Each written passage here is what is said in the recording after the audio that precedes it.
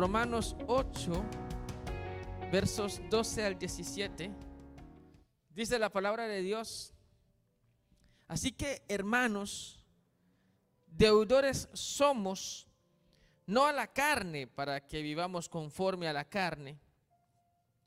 Porque si vivís conforme a la carne, moriréis. Mas si por el Espíritu hacéis morir las obras de la carne, viviréis. Porque todos los que son guiados por el Espíritu de Dios, estos son hijos de Dios. Pues no habéis recibido el espíritu de esclavitud para estar otra vez en temor, sino que habéis recibido el espíritu de adopción, por el cual clamamos: Abba, Padre. Mas el Espíritu mismo da testimonio a nuestro espíritu de que somos hijos de Dios. Y si hijos, también herederos, herederos de Dios y coherederos con Cristo, si es que padecemos juntamente con Él, para que junto con Él seamos glorificados. Padre, háblanos a través de tu palabra, háblanos. Que fluya el viento fresco de tu espíritu, que tu palabra corra y sea glorificada, que sintamos el aliento que nos llena, que nos refresca, en el nombre de Jesús. Amén. ¿Puede tomar su lugar, por favor? Qué hermoso día, ¿no le parece? Es un buen día para recordar que el Señor nos ama. Una de las cosas que me gusta del texto que acabamos de leer es la esperanza de la que se encarga Pablo de recordarnos, refrescar nuestra memoria. Adoptados. Quise titular esta enseñanza adoptados, porque de alguna manera nos tiene que abrir la esperanza.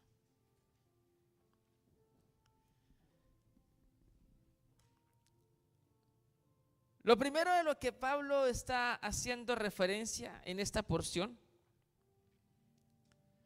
es sobre una decisión que hablamos de ella la semana pasada, si estuvo.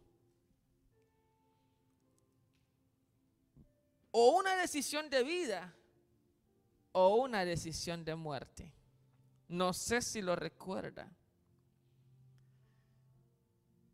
Yo decido vivir cuando tomo la firme convicción de no darle mayor importancia a mi lógica y mi forma de ver las cosas. Es que suele suceder que cuando yo le doy importancia a mi manera de ver las cosas, termino dándole relevancia a mis suposiciones. Entonces, yo puedo suponer, por ejemplo, que soy lo peor que hay en el mundo. Yo puedo suponer, por ejemplo, que no puedo perdonar determinadas ofensas. Puedo suponer que las personas que amo están ofendidas conmigo y que no me volverán a perdonar en su vida. Son mis suposiciones, y si yo dejo que esas suposiciones sean prioritarias, seguramente el resultado es que me voy a apartar de las personas que amo, o voy a vivir apesadumbrado conmigo, voy a vivir sintiéndome poca cosa. Esas son decisiones de muerte, porque la muerte implica separación. No así cuando yo decido darle prioridad a la forma como el Espíritu nos ve. Porque si hay algo interesante es que Dios cree en usted y cree en mí. Y mientras que yo estoy diciendo que no sirvo, el Espíritu de Dios dice que soy valioso. Y mientras yo estoy diciendo que no merezco perdón, el Espíritu de Dios me dice que he sido perdonado. Entonces, una decisión de vida es cuando yo tomo la convicción de creerle más a Dios que a lo que yo concluyo desde mis suposiciones. Pablo comienza en esta porción de la Escritura a decirnos: somos deudores, no de la carne. No le debemos nada a nuestra forma lastimera de vernos. Usted no le debe nada a esa negación en la que en algún momento ha incurrido. Un día usted dijo: yo no soy nadie, yo no sirvo para nada. No tiene ninguna clase de agradecimiento por esa posición. No somos deudores de una manera de ver la vida que nos destruye. Pablo sigue diciendo no somos deudores, somos no a la carne, para que vivamos conforme a la carne. Porque si viven conforme a la carne, morirán. Y la advertencia se la tengo que volver a resaltar. Si yo vivo conforme mi manera de ver las cosas, terminaré apartado de las personas que amo.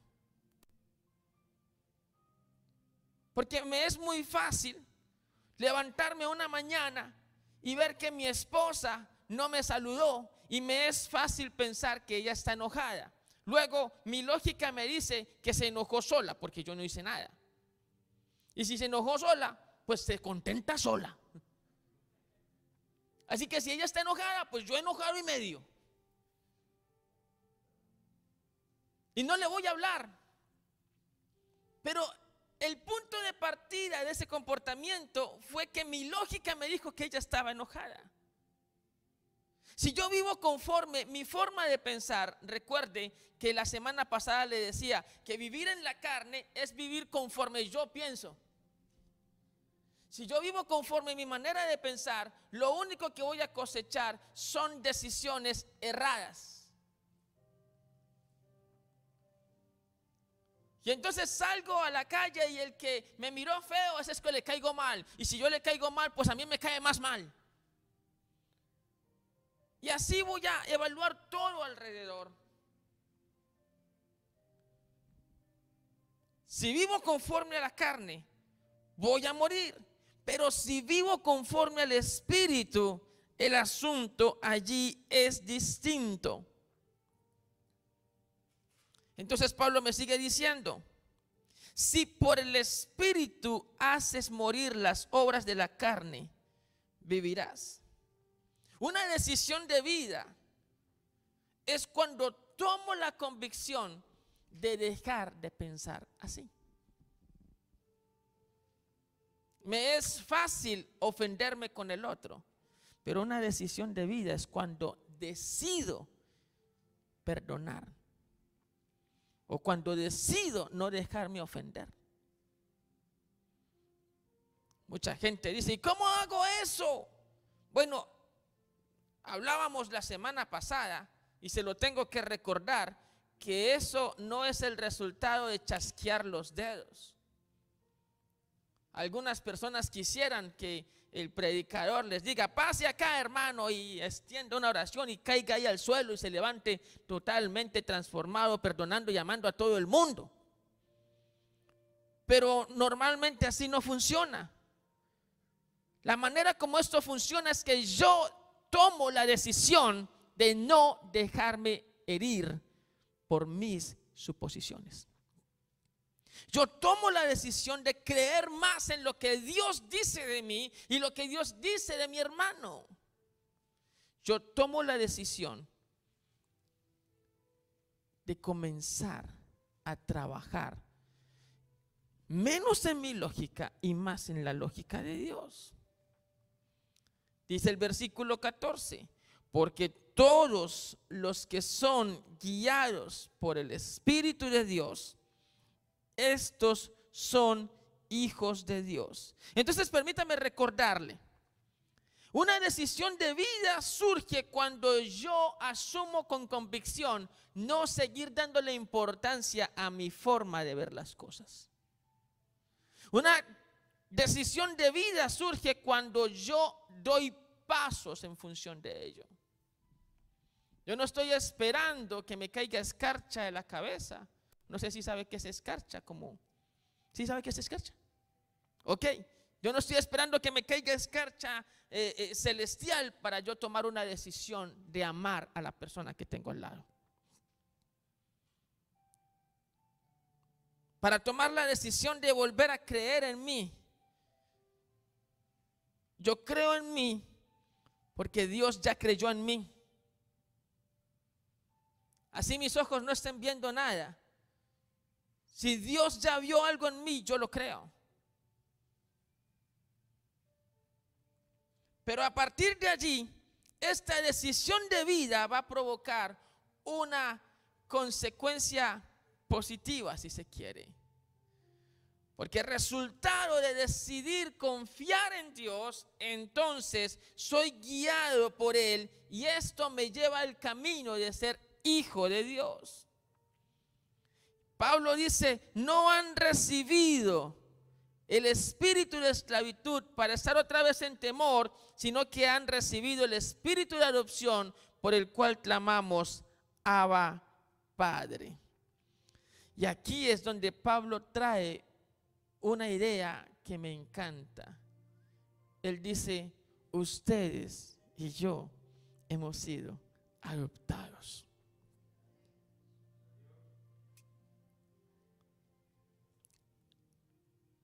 La analogía que usa Pablo, la comparación que usa Pablo, la adopción, hay que entenderla desde la figura en la que él está. Cuando Pablo habla acerca de la adopción, está hablando desde dos contextos. Uno es el contexto romano, el imperio romano en el que él está. Pero dos es el contexto hebreo, él es hebreo. Hay elementos de ambos contextos que Pablo usa y construye una figura que yo creo que tiene que despertarnos esperanza a nosotros. Por ejemplo, ayudémonos un poquito a entender el contexto romano. Porque Pablo está utilizando una figura legal, ¿sí?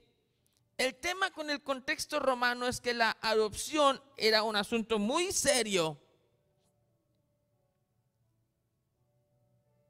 Y en casa existía algo que se llama la patria potestas.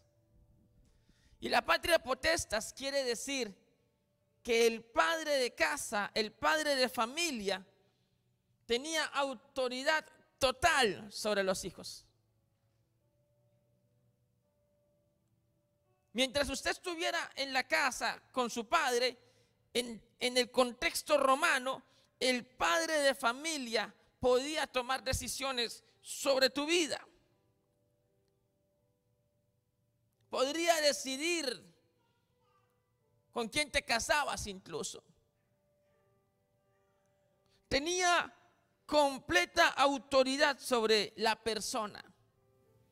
Y en esa patria potestas, alguien de pronto por circunstancias diferentes necesitaba ser adoptado. El padre que asumía voy a adoptar a este joven o a esta muchacha o a este niño estaba iniciando un proceso y si concluía positivamente, ese padre iba a tomar autoridad sobre la vida de esa persona. Eso se llama patria potestas.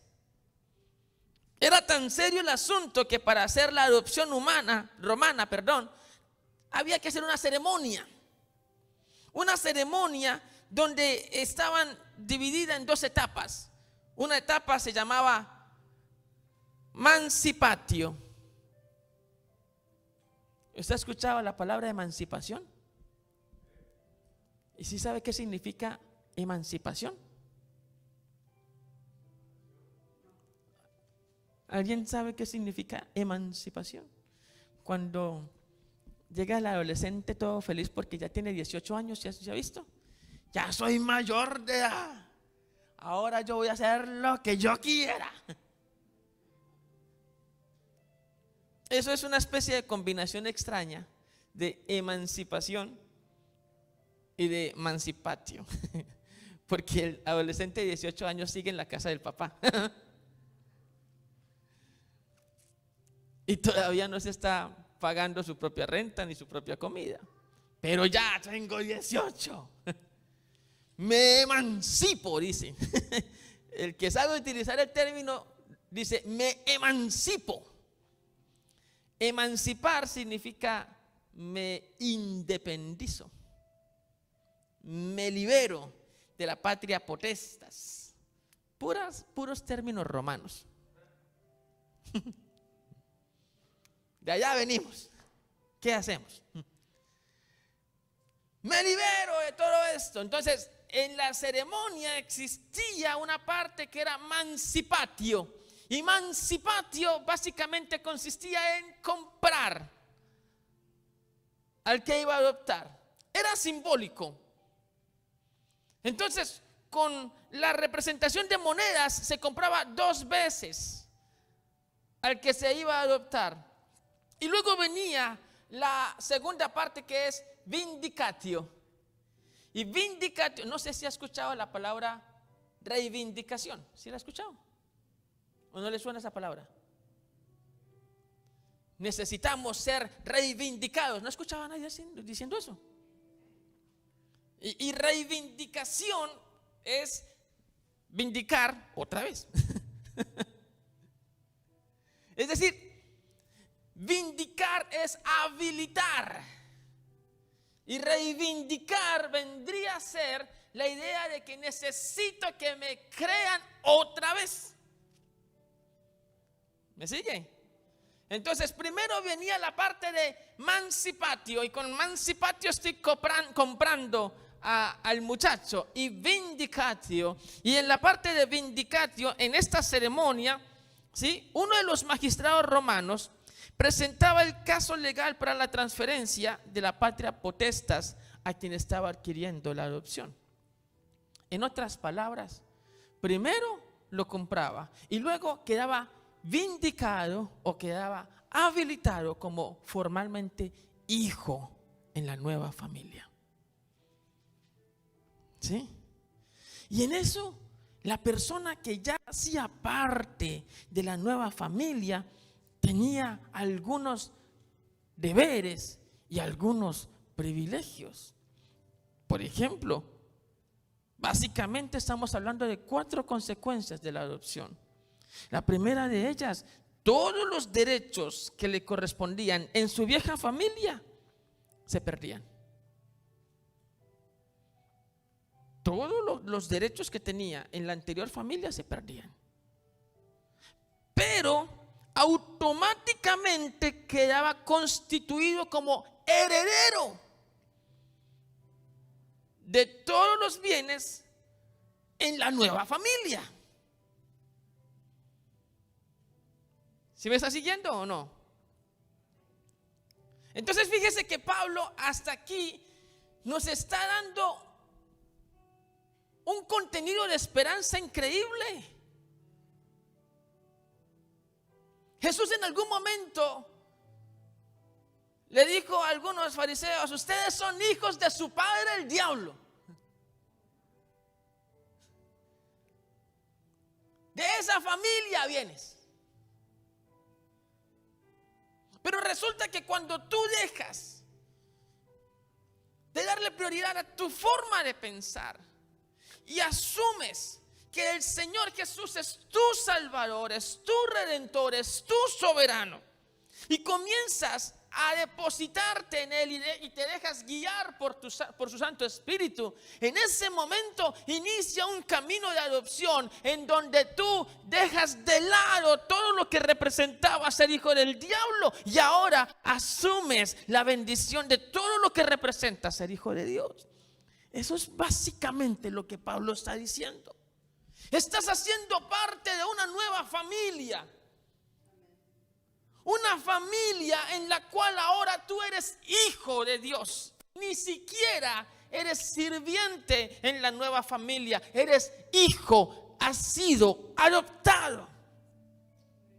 Y en esta adopción, entonces, ahora tienes nuevos deberes, pero también nuevos privilegios. Automáticamente te constituyes heredero. Para la ley, en el contexto romano, la vida anterior de la persona se borraba completamente. Todo lo que la persona hizo mientras hacía parte de la familia anterior ya pierde algún peso. Así que Pablo sabe de esta situación legal. Y cuando nos ilustra de que somos adoptados, él también nos está diciendo que todo lo que pudimos haber hecho en esa vida antes de Cristo queda pago. Ya no se tendrá en cuenta. Por eso es curioso ver personas que todavía en sus oraciones dicen: Señor, hace 30 años yo metí la pata, yo me equivoqué. Y están dejando de lado que en el momento en el que el Padre te adopta como hijo, en ese momento el Padre se olvida de todo lo que tú hiciste mientras no estabas en su regazo.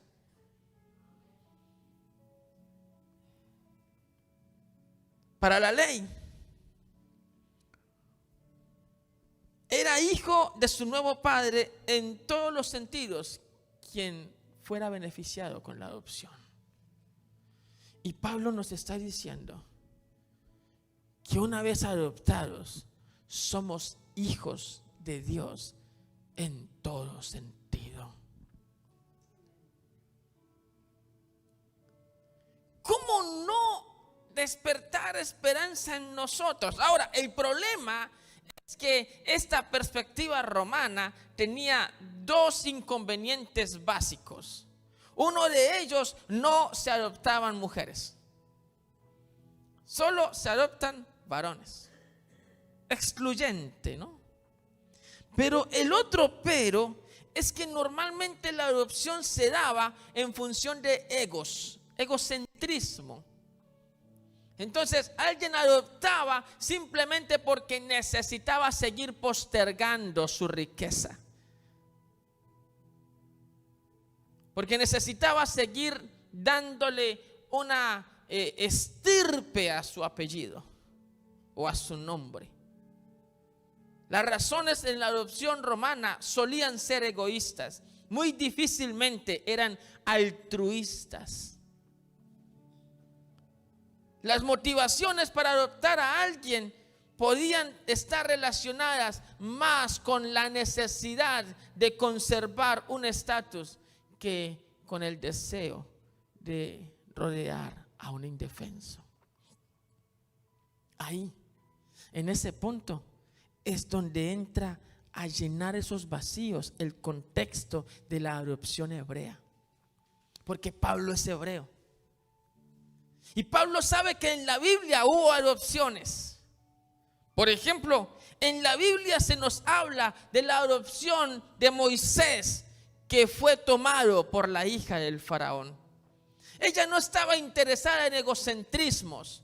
Cuando ella ve a un bebé en una arca, en una canastilla,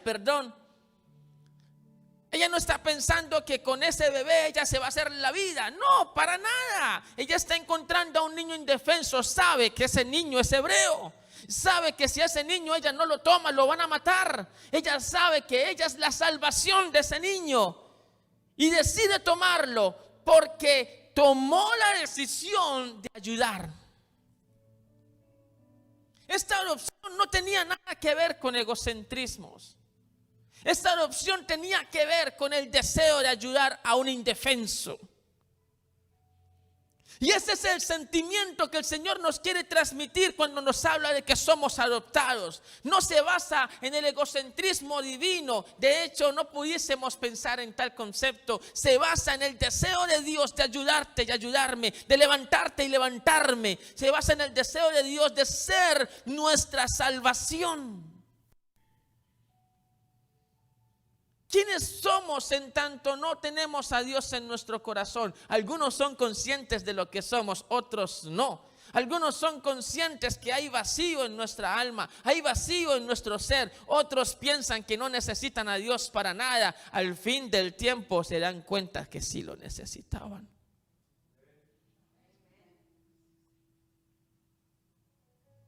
Usted se pone a mirar los casos de personas que van de aquí para allá. No necesito a Dios, dicen. Yo mismo me basto. Conmigo soy suficiente. Pero tú los ves con relaciones sentimentales que son flor de un día. Hoy tienen una relación, la otra semana tienen otra relación. Tú los ves de fiesta en fiesta. Tú los ves buscando en qué invertir sus emociones. Hay personas que todavía no son conscientes, pero hemos nacido con un vacío de Dios.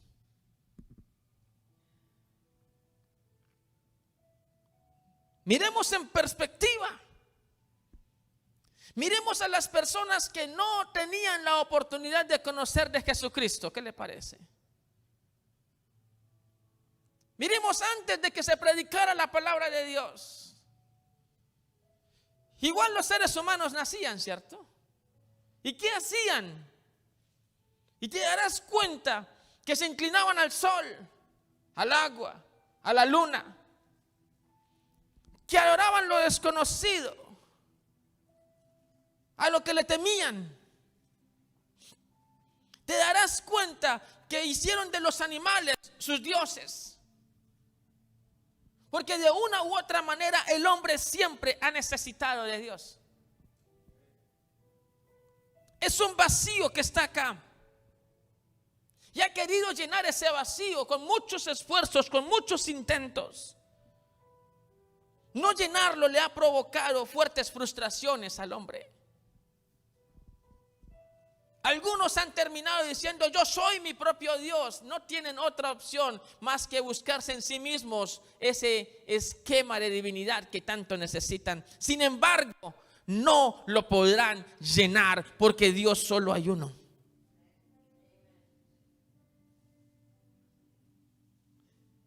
Y en esa necesidad que genera sed, ¿cómo definir esa sed? ¿Cómo te demuestro esa sed? Hay personas que tranquilamente dicen: yo no necesito ir a la iglesia, yo no necesito creer en Dios, pero saben que algo les falta. Lo saben.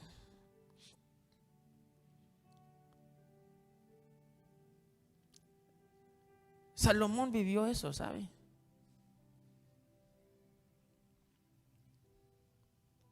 Hubo un momento en el que Salomón ya dejó de buscar a Dios y el vacío comenzó a crecer. ¿Qué buscó Salomón? Esposas. 700 esposas, 300 concubinas.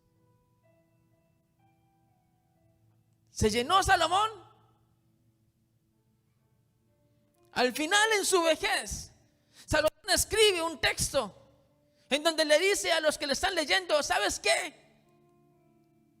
Quédate con una. Quédate con el amor de tu juventud. Yo tengo 1000 y si volviera el tiempo me quedaría con una, dice Salomón. Otros van a estar desesperados buscando llenar ese vacío en su trabajo. Entonces van a pasar 15, 16, 20 horas laborando. Creerán que el vacío se llena con el éxito. Y llegan a la cima del éxito. ¿Y con qué se encuentran allá? Que es un valle donde sopla un viento frío, donde no encuentras plenitud. Pregúntaselo a todos aquellos que estando en la cima se han suicidado. Porque estando allá arriba, no llenan su vacío.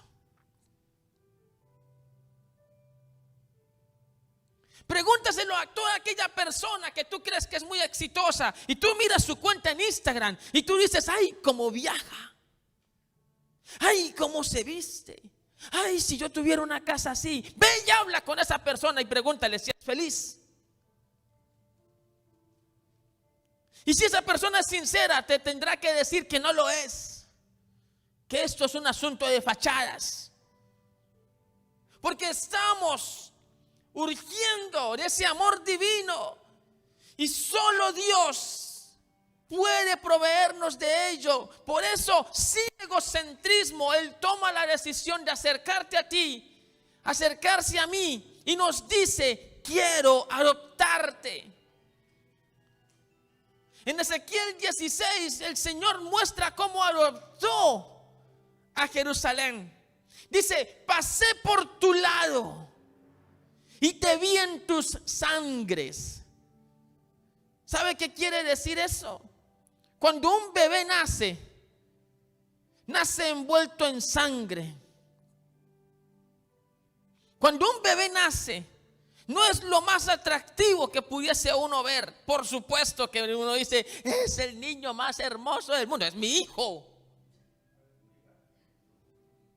Pero si somos objetivos, no es que sea lo más agradable. Así que, uy, qué bruto, qué cosa tan hermosa. No, verlo envuelto en sangres, en esa cantidad de líquidos extraños, eso no es muy agradable. Allí, en ese momento es cuando un bebé está más expuesto. Es más frágil. Pues esa ilustración fue la que Dios utilizó para hablarle a Jerusalén. Pasé por tu lado y te vi en tus sangres. Te vi aún con ese cordón umbilical, ni siquiera te lo habían quitado. Ibas a morir si nadie hacía algo por ti. Y yo pasé por tu lado y te dije, vive. Vive. Te tomé, te bañé, te vestí y te dije, vive. ¿Y por qué lo hizo? Pues porque simplemente quiso hacerlo. Eso se llama amor.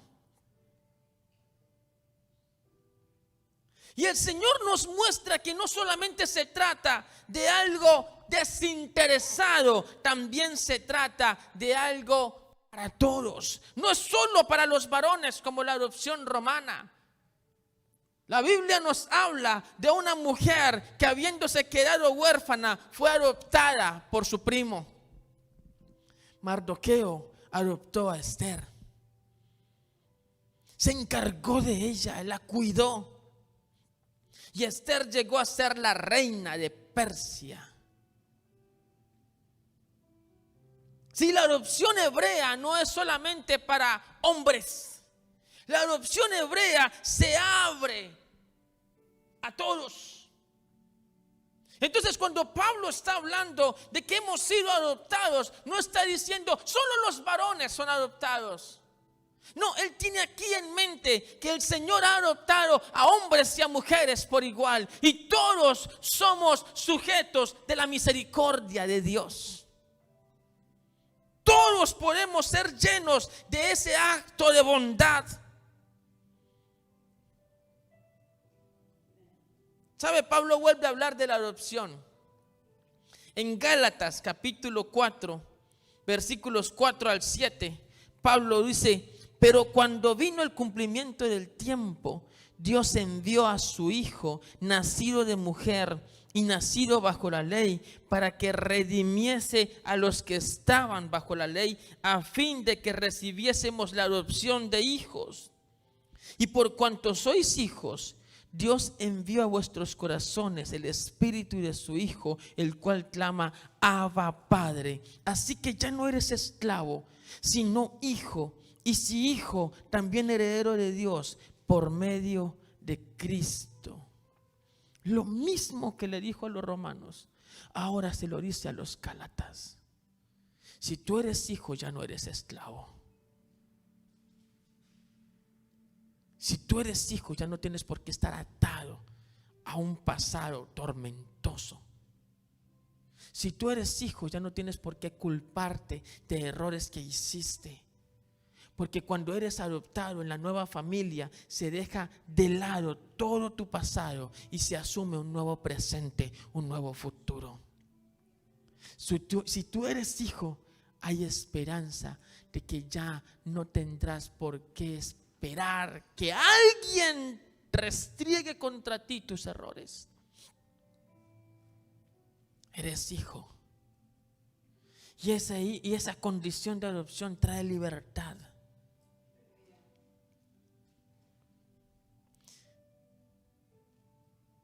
Vamos a contextualizar otra vez. Pablo viene de decir que está en una situación confusa, difícil. Él quiere hacer lo bueno y no lo logra. Él quiere actuar bien y no lo logra. Luego Pablo dice, pero gracias a Dios porque hay una respuesta, y esa respuesta se llama Jesucristo. Y para que tú accedas a esa respuesta, necesitas creer en ella. El autor a los Hebreos dice, sin fe es imposible agradar a Dios. Porque es necesario que el que se acerca a Dios crea que le hay y es galardonador de los que le buscan. Un capítulo más adelante, ese mismo autor está diciendo, pongan sus ojos en Jesús, autor y consumador de la fe. Si usted quiere encontrar una respuesta a ese conflicto emocional, la respuesta se llama Cristo. Hay que creer en esa respuesta. Pero luego Pablo trae una idea que tiene que centrarnos en donde hemos de movernos. Pablo dice que nosotros debemos hacer morir las cosas de la carne. Soy yo.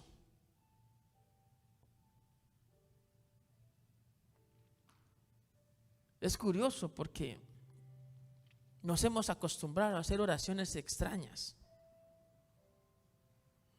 ¿No ha notado? Señor, trae gente a la iglesia. ¿Alguien ha orado así? ¿Cómo así que trae gente a la iglesia? ¿Quién fue el que dijo ir por todo el mundo y predicar el evangelio? ¿Quién lo dijo? Lo dijo Pedro, ¿cierto? ¿Fue Pedro el que dijo eso? Y hay gente que me dicen amén. Ay, gloria a Dios. Lo dijo Jesús. ¿Y a quién se lo dijo? A los ángeles, ¿cierto? A los discípulos. Y ahora yo que soy discípulo, le estoy diciendo a Jesús, no, vaya usted, Señor. Vaya usted y tráigalos.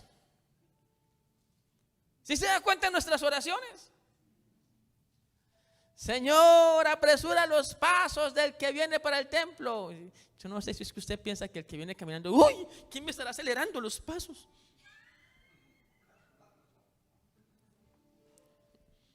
Somos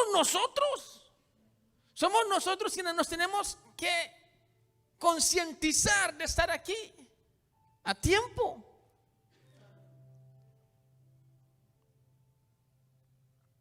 Pero también usted habrá escuchado esa oración.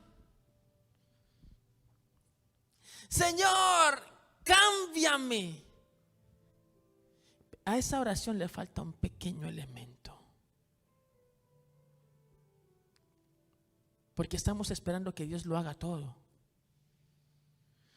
Y Dios puede hacerlo todo. Pero Él está dándonos la oportunidad de nosotros esforzarnos para honrarlo. Así que soy yo quien hace morir las obras de la carne por medio del Espíritu. Soy yo quien decide refugiarse en el Señor. Y allí refugiado y allí escondido le digo: ayúdame a no darle credibilidad a mis presuposiciones. Ayúdame a ver con tus ojos. Ayúdame a que si alguien está molesto conmigo, yo tenga la capacidad de hablar con esa persona y arreglar las cosas. Ayúdame a ser una persona madura en la fe. Ayúdame a tener la suficiente integridad para confrontar lo que está mal en mí, pero al mismo tiempo seguir creyendo que soy alguien valioso para ti. Porque confrontar lo malo no significa agarrar un látigo y empezar a decir: soy malo, soy perverso, no sirvo para nada. Eso no es confrontar lo malo. Eso es autoflagelarse. Eso es dañarse a sí mismo. Confrontar lo malo es partir del amor que Dios tiene para contigo. Dios te ama tanto que envió a su Hijo Jesús en la cruz por ti. Pero a partir de ese amor, es como el amor del Padre a su Hijo. Te amo tanto que no quiero ver que te equivoques. Te amo tanto que no puedo permitir que tomes malas decisiones y dañes tu vida.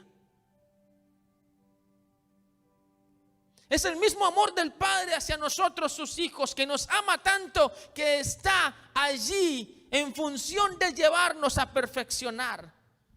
Entonces, porque me equivoqué no quiere decir que Dios dejó de amarme. Quiere decir más bien que es una oportunidad para perfeccionar algo que estoy haciendo mal. Yo adquiero esta manera de pensar cuando decido creer en la adopción de Él en mi vida. Yo ya no soy un extranjero y advenedizo. Ahora soy parte de la familia. Cuando usted llega a la familia de alguien a visitar, a la casa de alguien, es posible que usted llegue un poco tímido. ¿Cómo está? Buenas tardes. Y se quede parado allí en la puerta. Y entonces el anfitrión le tiene que decir: por favor siga, gracias. Y usted pasa y se queda parado en la sala. Y el anfitrión le tiene que decir: por favor siéntese. Ahora la pregunta es: ¿usted hace eso cuando llega a su casa? Cuando usted llega a su casa, usted se queda ahí parado esperando que su esposa le diga: siga, mi amor.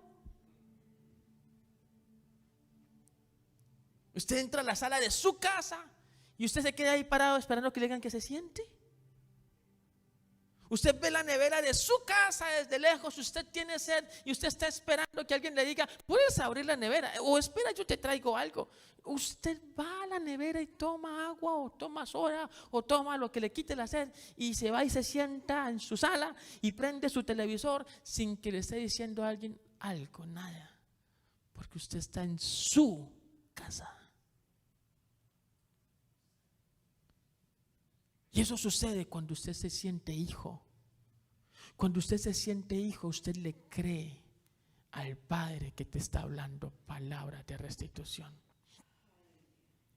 Si tu padre te dice: voy a trabajar para que tus estudios los podamos terminar, ¿usted le cree a su papá? Si tu Padre Celestial te dice: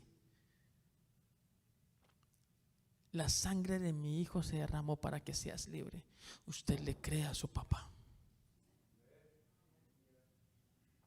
Porque estamos adoptados. Ya no somos hijos de aquel que vino para dañarnos. ahora somos hijos de aquel que vino para restaurarnos.